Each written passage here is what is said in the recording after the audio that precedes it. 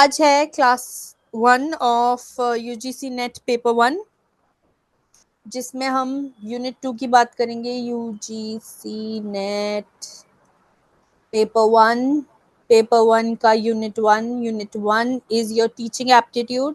Teaching aptitude में बहुत सारी चीजें आती हैं। क्या क्या आता है? पहला है टीचिंग के concept, objectives, levels of teaching, characteristics और बेसिक रिक्वायरमेंट्स। उसके बाद हमारे learners characteristics of adolescent and adult learners. दोनों के अलग अलग होंगे। क्यों? क्योंकि एक अडोलेसेंट बच्चे का दिमाग अलग होता है, एक अडल्ट लर्नर का दिमाग अलग होता है। ठीक है। सो एकेडमिक, सोशल, इमोशनल, कॉग्निटिव, ये सारे फैक्टर्स अफेक्ट करते हैं एक अडल्ट लर्नर के और एक अडोलेसेंट लर्नर के कैरेक्टरिस्टिक्स को। ठीक है। Plus individual differences. Then you have factors affecting teaching related to the teacher, related to the learner, to the support material, instructional facilities, learning environment and the institution. Then you have methods of teaching, जिसमें आता है teacher centered versus learner centered methods. We have offline and online methods. Online में आता है स्वयं Prabha, MOOCs and etc. Then you have teaching support system, जिसमें आता है traditional, modern and ICT based हो गया, इंफॉर्मेशन एंड कम्युनिकेशन टेक्नोलॉजी। फिर उसके बाद आते हैं इवैल्यूएशन सिस्टम्स हो गए, एलिमेंट्स और types of evaluations. Then you have evaluation in choice based credit system in higher education. Then you have computer based testings and innovations in evaluation system. ठीक है। आज की क्लास में we will be focusing on teaching, कि teaching क्या है, उसका concept क्या है, वो उसके ऑब्जेक्टिव्स क्या हैं, then what are the levels of teaching, what are the characteristics and basic requirements of teaching. ठीक है। स्टार्टिंग विद टीचिंग का कॉन्सेप्ट। टीचिंग होता क्या है? Teaching is a part of teaching learning process. It is required to bring specific changes in a person according to the need of the society and environment in which he is living. इसका मतलब क्या है? एक तो teaching is a part of teaching learning process. अगर teaching नहीं होगी तो लर्निंग कैसे ही होगी? ठीक है। There has to be someone teaching you something. ठीक है। So teaching is a part of teaching learning process. ठीक है। अब टीचिंग हम क्यों करते हैं? बहुत सारे रीजंस की वजह से टीचिंग होती है। एक रीजन यहाँ पे जो लिखा है वो ये लिखा है कि to bring about specific changes in a person. अगर आप कुछ नया पढ़ोगे, ठीक है, उससे आप कुछ सीखोगे, तभी आपके अंदर कुछ चीजें आएंगी, तभी आपके अंदर एक चेंज आएगा। सो फॉर एग्जाम्पल, मैंने जब ऑनलाइन पढ़ाना शुरू किया था, ठीक है, I did not know how to use this pen tab. ठीक है। I learned it. ठीक है। I am practising on it. ठीक है। Someone taught me and then I learned it. तो जब मैंने ये सीखा तो मेरे अंदर एक चेंज आया। क्या चेंज आया? कि I am better able to teach, I am better able to use this pen tab. ठीक है। So according to the need of the environment, ये मेरी नीड थी। Learning how to use a pen tab was a need. ठीक है। It is a process in which learners, teachers, curriculum and other variables are organized in a systematic way to attain some predetermined goal. Predetermined goal क्यों लिखा है? क्योंकि जब भी हम कुछ पढ़ते हैं, ठीक है, we have a goal in our mind. अब जैसे आप आज इस क्लास में आए हो, ठीक है, you have a goal in your mind. एक आपके दिमाग में एम है कि हाँ, मेरे को यूजीसी नेट क्लियर करना है, इसीलिए आप इसमें आए हो। ठीक है। So this is a predetermined goal. ठीक है। ये क्या था? ये हमारा करिकुलम था। ठीक है। So curriculum involve teacher, I am a teacher. ठीक है। And you all are the learners. So all of these variables are involve. Other variables में क्या आएगा? अदर वेरिएबल्स में आपका ये आएगा, ये जो मैंने पीपीटी बनाई है। ठीक है। ये जो पेन टैब मैं यूज कर रही हूँ, माई सपोर्ट सिस्टम। ठीक है। एक इंटरेक्शन जो हमारे बीच में हो रही है, ठीक है, that would be another variable. तो ये सारी चीजें एक बहुत सिस्टमैटिक वे में हम प्लान करते हैं, ताकि हमारा जो गोल है दिमाग में, what is the goal? To clear UGC NET, वो हम अचीव कर सकें। सिस्टमैटिक वे कैसे? अब जैसे ये क्लास 8 बजे की थी, ठीक है, 8 बजे हमने शुरू की। प्लस आज हमारा गोल क्या है? टू कंप्लीट टीचिंग के कॉन्सेप्ट, ऑब्जेक्टिव्स, उसकी बेसिक रिक्वायरमेंट्स, उसका कैरेक्टरिस्टिक, है ना, ये हमने आज प्लान किया एक सिस्टमैटिक तरीके से। So all of these variables have to be planned in a very systematic way ताकि हमारा जो दिमाग में गोल है हम उसको पूरा कर सकें, ठीक है ना। फिर it is an important part of education definitely. Why are we here? We are here to gain some knowledge. We are here to become educated, है ना. So this is what is teaching का concept. एक teaching का meaning हम ऐसे भी निकाल सकते हैं कि it is to instruct someone or impart knowledge regarding the subject or a skill. It is the process of flow of ideas, instructions, or knowledge from a mature individual to a to an immature individual. Mature individual क्या हो गया? जिसके पास वो knowledge है. For example me, for example any teacher that you might have, ठीक है. और इमेच्योर क्या हो गया? जो उस चीज को गेन कर रहा है, जो उस चीज को सीख रहा है, वो उस चीज को सीख के, वो उस चीज को पढ़ के अपने अंदर एक नॉलेज लेके आ रहा है. So that is what it means कि transfer of knowledge, transfer of ideas, transfer of instructions is what is teaching. अब ये कुछ डेफिनेशंस हैं जो कई अच्छे लोगों ने दी हैं ऑफ टीचिंग, ठीक है. तो teaching is a system of actions intended to produce learning. Definitely teaching is a relationship which keeps the child to develop all his powers, ठीक है. अब अगर टीचिंग नहीं होगी, ठीक है, तो एक बच्चा ग्रो कैसे करेगा? अब आप बताओ कि अगर एक बच्चे को एबीसीडी ही नहीं सिखाया होगा, ठीक है, तो वो कैसे आगे जाके एक अच्छा डॉक्टर बनेगा? अगर उसको पढ़ना ही नहीं आता तो how will he study? So teaching is a relationship जो कि हाँ, it makes an individual develop his entire power, his entire personality, his entire persona, his entire ability, ठीक है. अगर अपॉर्चुनिटी ही नहीं होगी एक बच्चे के पास पढ़ने की, तो वो कैसे ही अपनी एबिलिटीज को पूरी तरह ग्रो कर पाएगा, ठीक है. फिर teaching is a face to face encounter between two और more persons, one of whom intends to bring certain changes in the other participant. Definitely face to face encounter है. आप मेरी शक्ल देख पा रहे हो, मैं भी आपकी शक्ल देख पा रही हूँ, ठीक है. टू और मोर पर्सन के बीच में है डेफिनेटली, जिसमें से एक यानी कि मैं, यानी कि कोई भी और टीचर चाहता है कि कुछ चेंजेस आए आपके अंदर. क्या चेंजेस आए? आप कुछ नया सीखो, आप उस चीज को अपनी लाइफ में अप्लाई कर सको, ठीक है. This is the change that we want. The major change that we want is for you to clear UGC NET, ठीक है.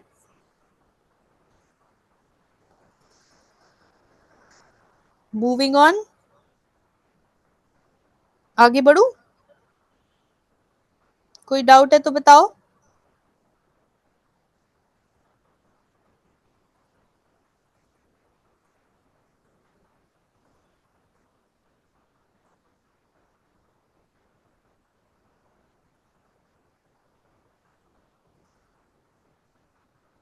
चलो आगे बढ़ते हैं.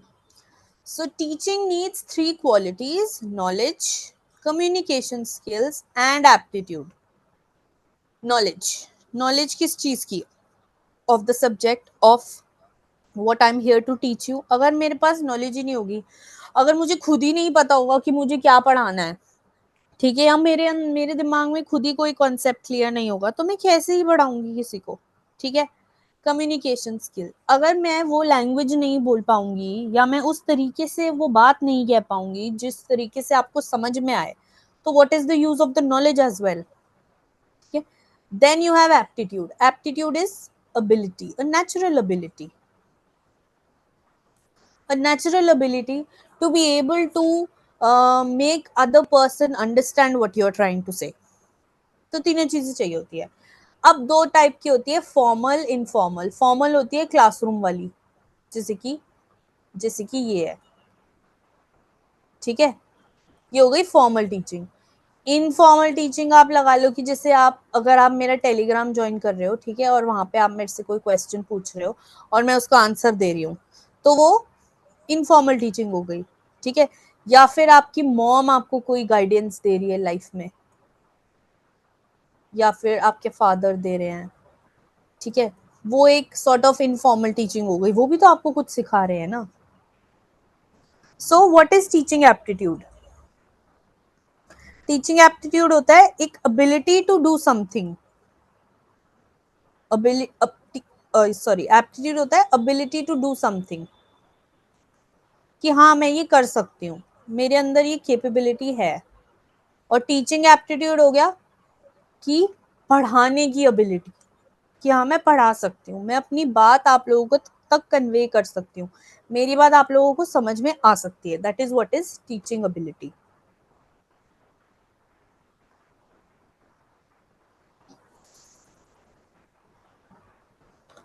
क्लियर है?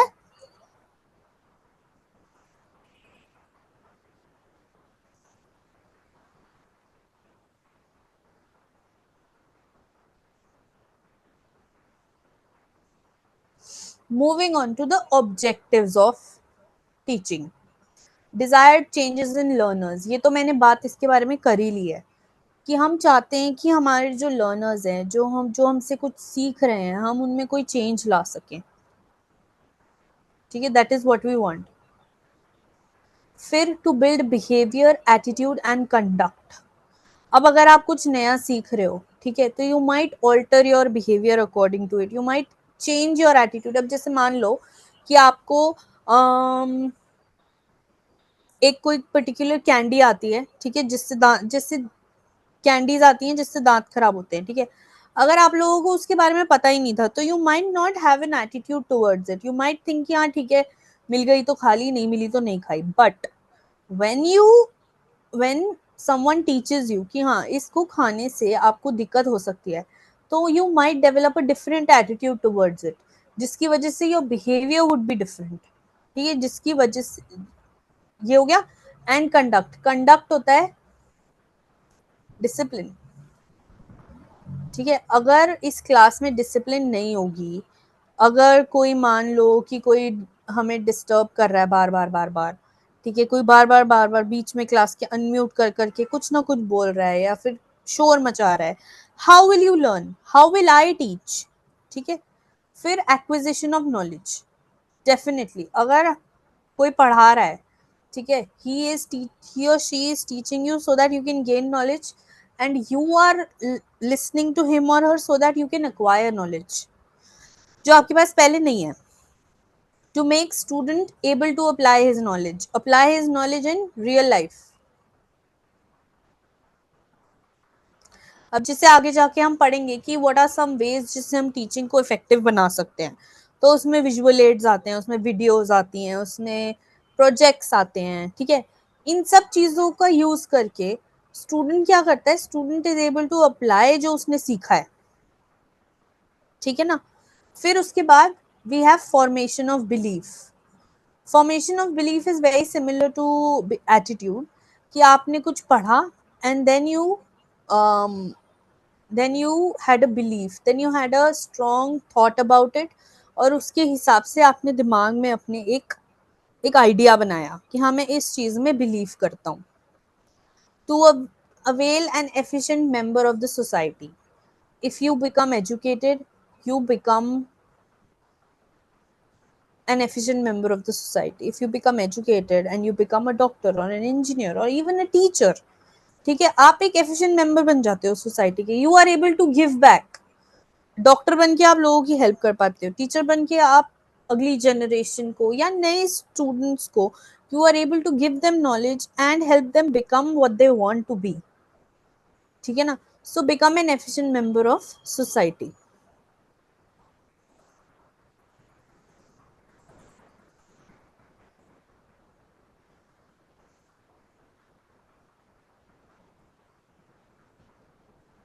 Moving on.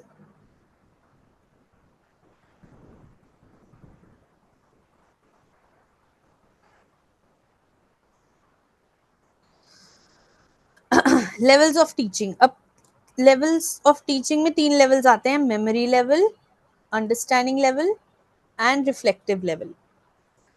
इन तीनों को के बारे में हम इन 7 पॉइंट्स पे बात करेंगे। सबसे पहले प्रोपोनेंट। प्रोपोनेंट मतलब किसने दिया था, तो memory level was given by Herbert.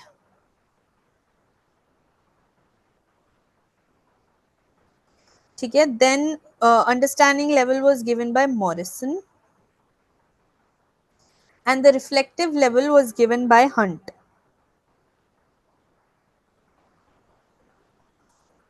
All right, तो these are the proponents of these three levels. ठीक है, अब what does what do these three levels focus on? Memory level focuses on rote learning. rote learning क्या होती है? रट्टा मारना जो होता है, जिससे बचपन में हमने एबीसीडी कैसे याद किया था? रट्टा मार के, है ना? सो that is what is rote learning. ठीक है. अंडरस्टैंडिंग लेवल फोकस करता है mastering in a subject through understanding. Mastering through understanding.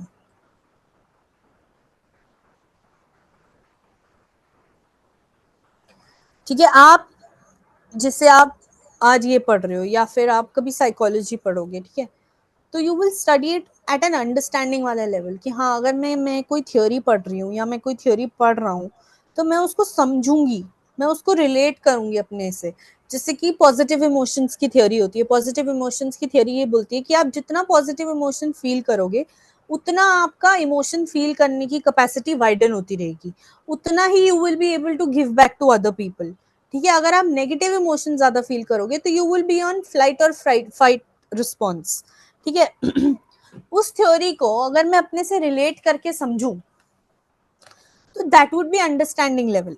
अगर मैं उसको एज इट इज रट लूं कि हाँ, पॉजिटिव इमोशन को फील करने से मेरे इमोशंस की कैपेसिटी वाइडन होगी, नेगेटिव को फील करने से कम होगी, तो वो चीज मेमोरी लेवल पे आ जाती है. अगर मैं उसको सिर्फ रट्टा मारती हूँ, बट अगर मैं उसको अपने आप से रिलेट करके समझ रही हूँ, अगर मैं उसको अपने पास्ट एक्सपीरियंस से रिलेट कर रही हूँ, अगर मैं ये सोच रही हूँ कि हाँ, जब मैं जब मैं पास्ट में ओवर थिंक करती थी, तो I use to be on flight और फाइट रिस्पॉन्स. या तो मैं लड़ती थी या मैं उस सिचुएशन से भागती थी.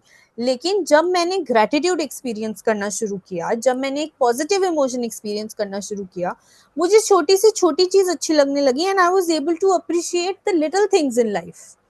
ठीक है, that is how you you come at an understanding वाला लेवल. फिर रिफ्लेक्टिव लेवल, ये होता है use of the knowledge and the skills that you have gained to solve real life problems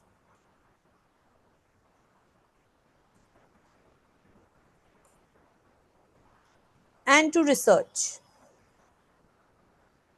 अब जैसे मैंने उस थ्योरी को समझ लिया, ठीक है, अब उस थ्योरी को समझने के बाद मैं एक रिसर्च कर रही हूँ या फिर मैं एक रियल लाइफ प्रॉब्लम सॉल्व कर रही हूँ. मेरे सामने एक सिचुएशन आई जो बहुत नेगेटिव थी, बट मेरे को याद है वो थ्योरी जो कहती है कि हाँ, अगर मैं पॉजिटिवली इस चीज को देखूंगी, अगर मैं छोटी छोटी चीजों को ध्यान में रख के, छोटी छोटी चीजें जो अच्छी हैं वो इस सिचुएशन में देखूंगी, तो मेरे को और भी अच्छी चीजें दिखेंगी. ठीक है, तो I have solved the real life problem because of my understanding of the theory. So this is what is reflective level, जहां पे आप अपनी अंडरस्टैंडिंग को प्रैक्टिकली यूज करते हो इन योर लाइफ. ठीक है, इतना समझ में आया?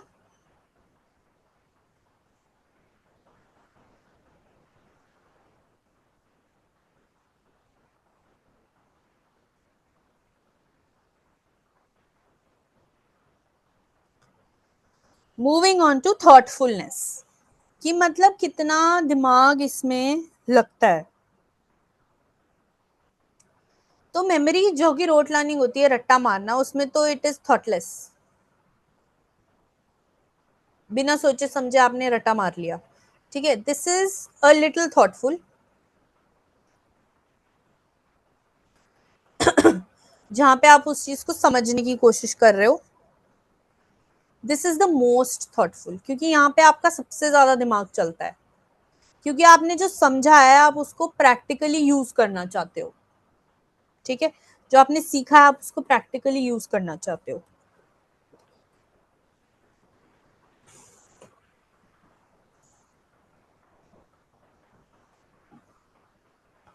समझ आया इतना?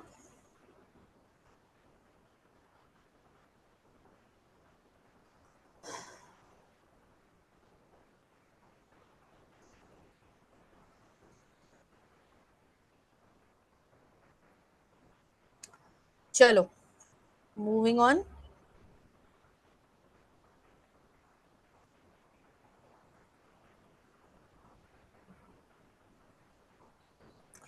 Moving on to testing techniques.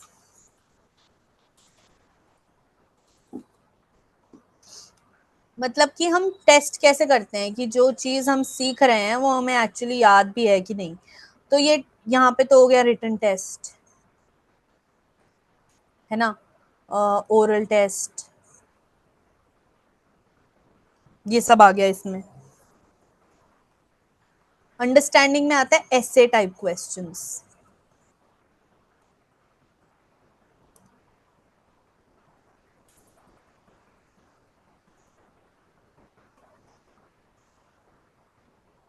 Objective मतलब कि एमसीक्यूज जो हो गए. ठीक है. रिफ्लेक्टिव लेवल जो कि मोस्ट थॉटफुल है. ठीक है. यहाँ पे आता है आपके प्रोजेक्ट्स जो आप बना रहे हैं, आपका रिसर्च जो आप कर रहे हो. 1 second.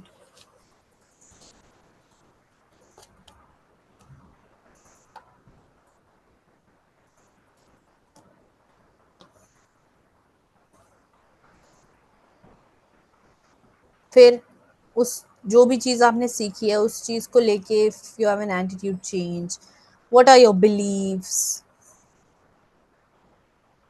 What are your achievements in learning,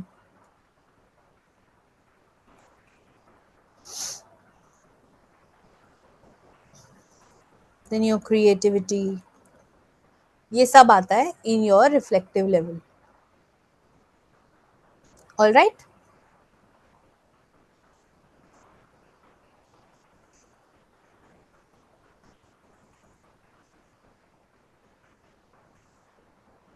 समझ में आ रहा है?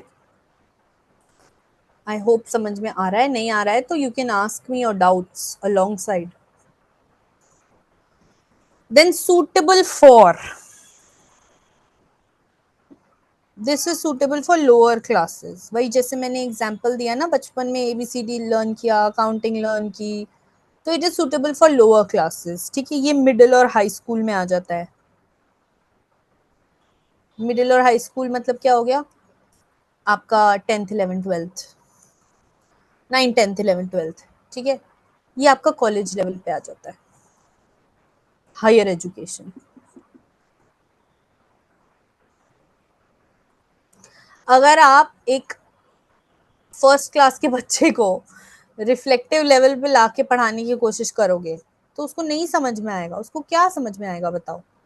सो memory level is required for understanding level, understanding level is required for reflective level. ठीक है. ये बात याद रखनी है.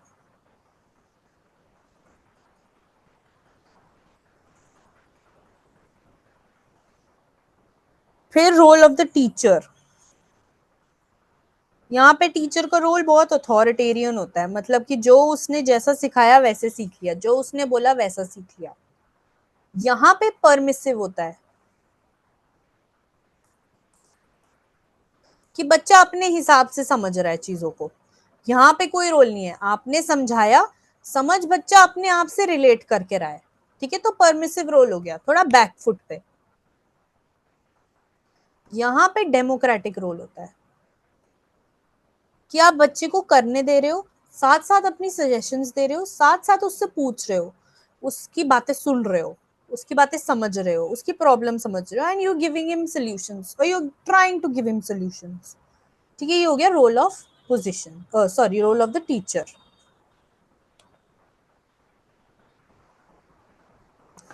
फिर इसके बाद हम आते हैं प्राइमरी पोजीशन. प्राइमरी पोजीशन मतलब प्राइमरी पोजीशन ये हो गई कि इस लेवल पे सबसे ज्यादा काम कौन कर रहा है, सबसे ज्यादा फोकस किस कौन कौन ला रहा है. ठीक है. तो इस पे तो टीचर का हो गया. टीचर की प्राइमरी पोजीशन होगी क्योंकि जो वो समझा रही है या जो वो बोल रही है वो बच्चा कर रहा है. ठीक है. यहाँ पे टीचर और लर्नर दोनों की हो गई क्योंकि टीचर समझा रही है और लर्नर उसको अपने हिसाब से समझ रहा है. यहाँ पे लर्नर हो गई क्योंकि लर्नर अपने हिसाब से उस चीजों को प्रैक्टिकली अप्लाई कर रहा है. ठीक है. तो ये हो गई आपके 3 level of teaching. Any doubt?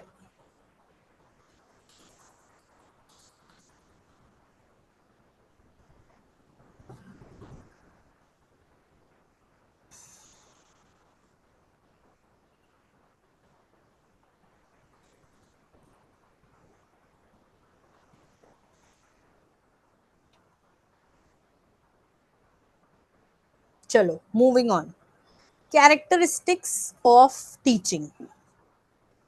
सबसे पहला है टीचिंग इज अ साइंस। क्यों?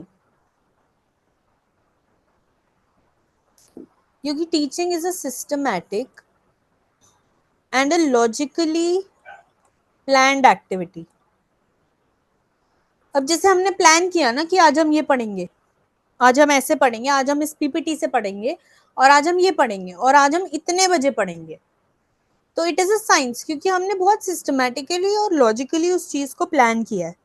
ठीक है, इसमें जैसे टीचिंग स्ट्रैटेजीज और टीचिंग के तरीके, साइंटिफिक स्ट्रैटेजीज अपनाई जाती हैं, जिसकी वजह से इसको हम एक साइंस बोलते हैं। ऑल्सो क्योंकि एक रिकॉर्ड रखा जाता है ऑफ परफॉर्मेंसेस, रिकॉर्ड नोट किया जाता है ऑफ परफॉर्मेंसेस, जिससे रिपोर्ट कार्ड मिलती है ना at the end of the semester और at the end of the year, तो उसको रिकॉर्ड बोलते हैं। तो एक वो रखा जाता है, उसकी वजह से भी टीचिंग को एक साइंस का नाम दिया गया है। ठीक है, टीचिंग इज एन आर्ट। क्यों? क्योंकि इसमें क्रिएटिविटी लगती है एक टीचर की, कि एक टीचर कितना क्रिएटिव होके कितना अच्छे से एक टॉपिक को समझा सकती है टू देयर स्टूडेंट्स।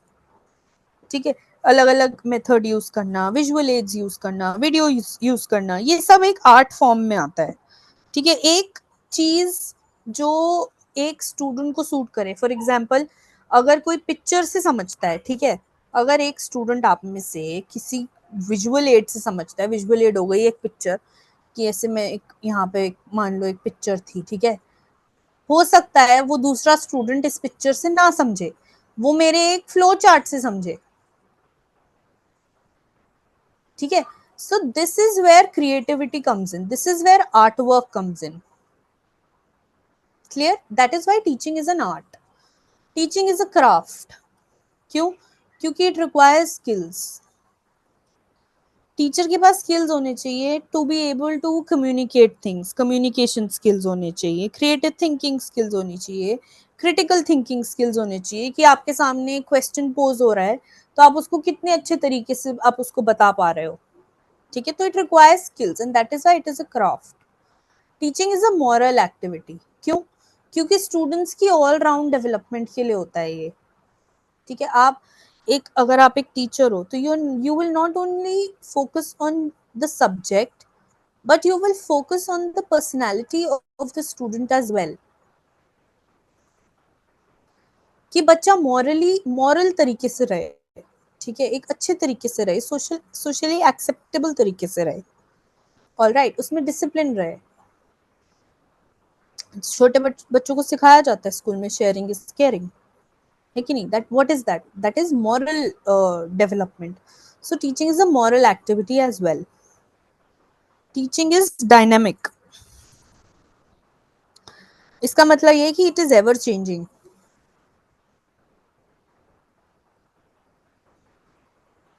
बहुत सारी चीजें हैं जो टीचिंग को अफेक्ट करती है। अब मान लो आज जैसे अगर अच्छे से इंटरनेट नहीं चल रहा होता, ठीक है, तो मेरी आवाज अच्छे से आप तक नहीं पहुंचती ना, तो वहां पे एक चेंज आता। मान लो हम क्या चेंज करते हैं, हम क्लास को 9 बजे कर देते। ठीक है, तो it is flexible and it is ever changing. बहुत सारे फैक्टर्स होते हैं जो अफेक्ट करते हैं टीचिंग को। तो ऐसा नहीं है कि टीचिंग बहुत ही स्ट्रिक्ट है या एक रूटीन ही फॉलो करना होता है, नहीं। It is ever changing, it can change easily, and that is why teaching is dynamic. ये मैं हटा रही हूँ, we'll start from here. Teaching is a complex activity. Why? Because ये तीनों चीजें, teaching is a science, it is an art and it is a craft. इसीलिए teaching is a complex activity, उसमें बहुत सारे कंपोनेंट्स होते हैं जो हमें ध्यान में रखने होते हैं।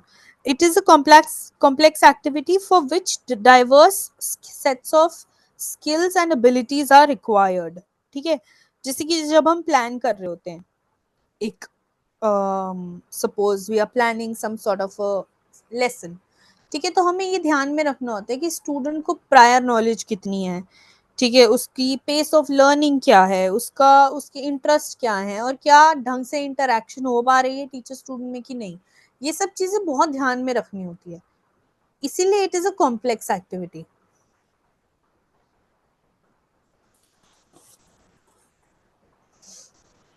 ठीक है ना। Moving on.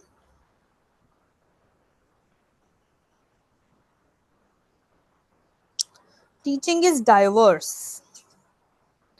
इसका क्या मतलब है कि टीचिंग में बहुत सारी हम वैरायटीज दिखा सकते हैं। कैसे? वही, डिफरेंट तरीकों से। अभी जैसे हम ऑनलाइन पढ़ रहे हैं, वैसे ही हम ऑफलाइन भी पढ़ सकते थे। अभी हम पीपीटी से पढ़ रहे हैं, हम एक वीडियो से भी पढ़ सकते थे, हम एक फोटो से भी पढ़ सकते थे। ठीक है, हम हाँ, इसीलिए teaching is diverse. Teaching is continuous, मतलब learning is a life long process. ये है ना आपकी वो अम, एक लाइन होती है कि सीखते तो हम जिंदगी भर रहते हैं, वैसे ही सिखाते भी हम जिंदगी भर रह सकते हैं। If learning is a life long process, teaching is a life long process. अब जैसे मैं आज आपको ये पढ़ा रही हूँ, ठीक है, even I am something learning out of it. ऐसा नहीं है कि मैं कुछ नहीं सीख रही या मुझे ये सब आता है, नहीं। जब जब कोई किसी को पढ़ाता है, there is an opportunity to learn something new, be it in the form of an example that I might give you. ठीक है, जैसे कि अगर मैंने आपको कोई एग्जाम्पल दिया, तो उससे मुझे थोड़ी और इंसाइट आई कि अच्छा, इस चीज को हम इस तरीके से भी ले सकते थे। तो teaching is continuous, teaching is both formal and informal. ये मैंने बताया था कि ये क्लासरूम में हो गया और ये आउटसाइड द क्लासरूम हो गया।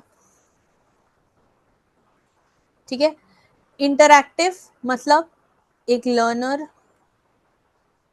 लर्नर प्लस एक टीचर के बीच में इंटरैक्शन हो रही है, तभी टीचिंग हो पाएगी। अगर आप मेरे से सवाल नहीं पूछोगे,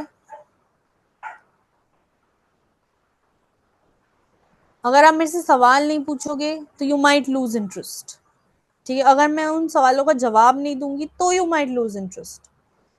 अगर मेरे से कोई सवाल नहीं पूछेगा, अगर मेरे से कोई जवाब नहीं मांगेगा, या मेरे को कोई बीच में क्लास के रोक के ये नहीं पूछेगा कि ये प्लीज फिर से समझा दीजिए, इसका एग्जाम्पल दे दीजिए, या मेरे से कोई इंटरेक्ट नहीं करेगा, तो I might get bored of just speaking by myself, है कि नहीं।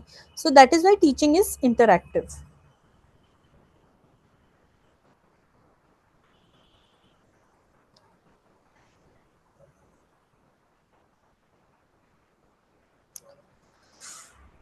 Last topic for the evening: basic requirements of any teaching.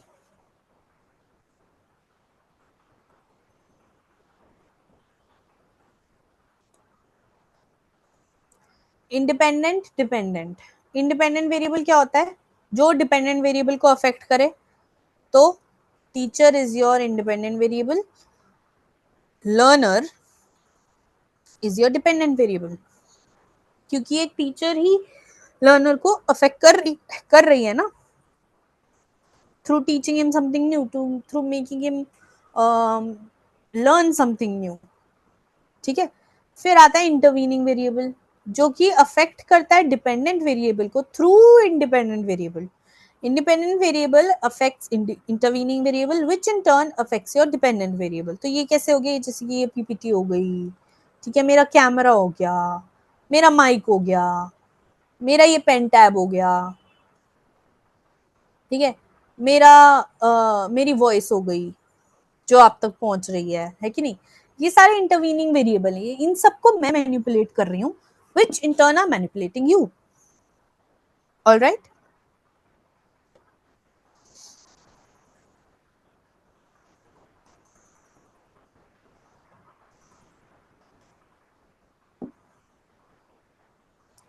फिर the real forces in any teaching is motivation, focus and determination. अगर आप में motivation नहीं होगी to clear UGC NET, ठीक है, तो आप यहाँ नहीं होंगे। अगर आप में फोकस नहीं होगा, अगर आपका ध्यान इधर उधर होगा, तो आप यहाँ नहीं होंगे। अगर आप में वो डिटर्मिनेशन नहीं होगी, वो इच्छा नहीं होगी कि हाँ मेरे को यूजीसी नेट क्लियर बनना है, तो भी आप यहीं हो, तो भी आप यहाँ नहीं होगे। तो because teaching is a continuous activity and learning is a continuous activity, ये तीन चीजें होना बहुत जरूरी है इन एनी लर्नर या फिर in any teacher as well. मेरे अंदर भी मोटिवेशन है यहाँ पे आके पढ़ाने की। क्या मोटिवेशन है? एक, आपका यूजीसी नेट क्लियर हो। दूसरा, आई इंट्रिंसिक मोटिवेशन, मुझे सेटिस्फैक्शन मिलती है when I get to give others knowledge, I get satisfaction, ठीक है। फोकस, अगर मैं इस क्लास से पहले नहीं पढ़ूंगी, ठीक है, अगर मेरा फोकस कहीं और होगा, तो मैं यहाँ आके नहीं पढ़ा पाऊंगी। मेरी डिटर्मिनेशन कि हाँ मैं रोज आके आपको पढ़ा रही हूँ, रोज आके आप पे मेहनत कर रही हूँ, ठीक है, अगर मेरे अंदर वो डिटर्मिनेशन नहीं होगी, तो टीचिंग वुडंट वर्क ना। तो ये चीज दोनों तरफ से होती है। कुछ डिमांड्स होती हैं फ्रॉम द टीचर, ठीक है, वो आप, अगर आप में नहीं है तो वो नहीं हो पाएगा। डिवोटेड एंड डिटर्मिनेशन मतलब कि I need to be devoted to you, I need to be devoted to my students, कि वो क्या मुझसे चाहते हैं, वो क्या मुझसे मांग रहे हैं, मैं उनको पूरी तरीके से वो दे पाऊं। अगर मैं उनको वो नहीं दे पाऊंगी, तो मेरी डिवोशन में कमी है।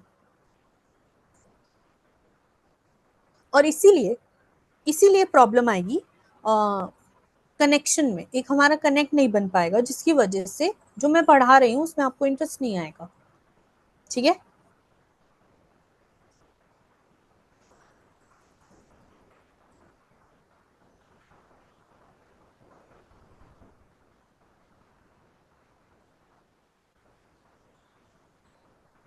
उसके बाद हम आते हैं इंटरेस्ट। इंटरेस्ट होना चाहिए सब्जेक्ट में,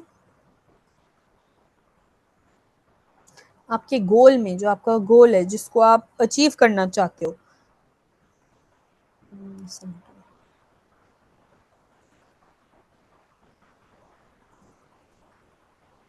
एक सेकेंड। इंटरेस्ट होना चाहिए सब्जेक्ट में, जो लर्निंग मटेरियल हम यूज कर रहे हैं उसमें,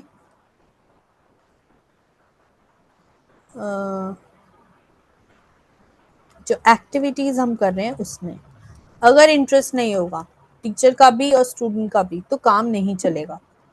इवैल्यूएशन होनी चाहिए टू चेक परफॉर्मेंस, कि जो हम पढ़ा रहे हैं वो समझ में भी आ रहा है कि नहीं आ रहा है। और इसमें आते हैं मॉक टेस्ट्स, ठीक है। देन डिसिप्लिन, अगेन अगर क्लास में डिसिप्लिन नहीं होगा, अगर क्लास में इनडिसिप्लिन रहेगा, डिसरप्टिव क्लास रहेगी, तो टीचिंग का कोई फायदा नहीं होगा, नो फायदा। ना मैं पढ़ा पाऊंगी, ना आपको समझ में आ पाएगी। Effective communication and interaction, open communication होनी चाहिए। अगर आपको कुछ नहीं समझ में आ रहा है तो वो मैं आपको बता दूं। अगर कोई ऐसा क्वेश्चन है जिसका जवाब मुझे नहीं पता, ठीक है, जो आपने मेरे से पूछा, तो मैं आपको ये बोलूंगी कि मैं आपको कल पढ़ के बताऊंगी इस बारे में। ओपन कम्युनिकेशन होनी चाहिए। ऐसा नहीं है कि आई एम ऑल नोइंग, या फिर आपको सब पता है और मुझे सब नहीं पता, ऐसा नहीं है। इंटरेक्शन रहनी चाहिए, बातचीत रहती होनी चाहिए, और जो फीडबैक है वो आपस में शेयर होना चाहिए। नॉलेज ये तो होनी चाहिए, इसके बिना क्या ही कोई पढ़ाएगा। अगर मुझे इन सब चीजों के बारे में नहीं पता होता, तो मैं आप लोगों को कैसे बताती। सो नॉलेज इज वेरी इंपॉर्टेंट।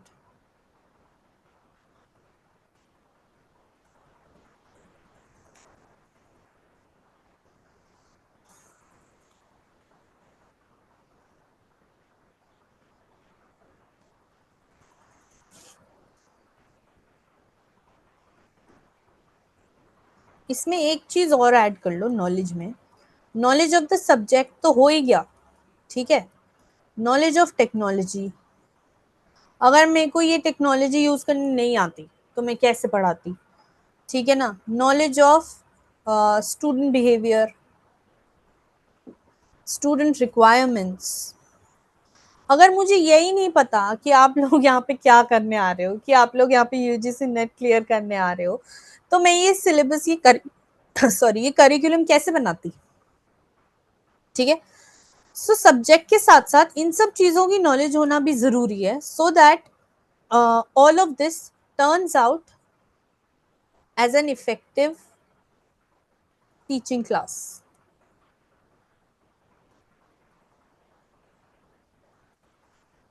ठीक है।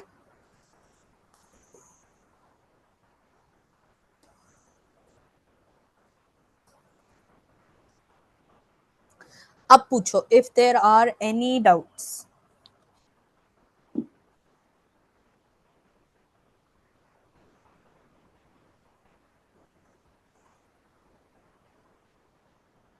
All clear? चलो, वेरी गुड। तो आज के लिए इतना ही। नेक्स्ट क्लास में we will be starting with the principles of teaching and continuing with the learners characteristics. ठीक है ना? अब क्यूआर नेट पर बिल्कुल सही। फोकस करेंगे और डिटर्मिनेशन रखेंगे और अपने अंदर मोटिवेशन रखेंगे तो 100% होगा। Thank you and see you in the next class.